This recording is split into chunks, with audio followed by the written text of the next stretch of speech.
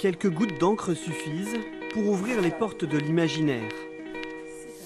Sarah Legrand doit vivre depuis 6 ans avec la maladie de Parkinson et l'art de la décalcomanie fait partie de sa thérapie. Dans ce sens-là, on voit un visage aussi, un grand visage. Ces quelques tâches suffisent pour imaginer et créer des œuvres. Quand on a Parkinson, on peut avoir des hallucinations. Et puis aussi beaucoup de cauchemars la nuit. Et donc en fait, il y a déjà naturellement la maladie doit déclencher ces visions. Chaque nuit ou presque, un processus créatif se met en éveil. À partir de mes petites tâches, je vais prendre mon crayon et je vais dessiner et imaginer ce que je vois. C'est un bon moyen de lutter contre la noirceur de Parkinson qui du coup a tendance à nous enfoncer dans le côté obscur. Car vivre avec la maladie de Parkinson, C'est dur.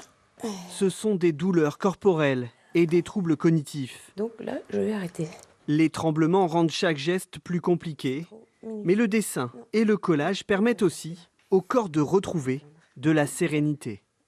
Là, j'ai pris mon traitement, hein, bien sûr, de dopamine pour pouvoir gérer effectivement et me concentrer et ne pas trembler. Hein, j'arrive à trembler. Donc souvent, je tremble plus quand je suis au repos, quand je ne fais rien.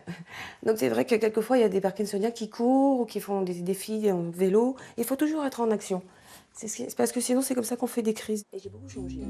Sarah Legrand a décidé d'écrire sur sa maladie pour aider les autres, notamment les personnes diagnostiquées jeunes.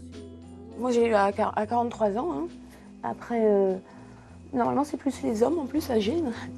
Je ne suis plus professeure d'art plastique. C'était mon métier, c'était mon identité.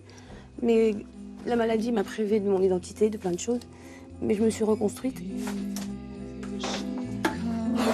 Celle qui se fait appeler Sarah Toustra expose régulièrement ses œuvres à Calais. Parce que normalement, du coup, avec ma main, ça symbolise la maladie de Parkinson, puisque c'est vrai que souvent, on repère les mains tremblent. L'occasion de partager son univers avec les autres.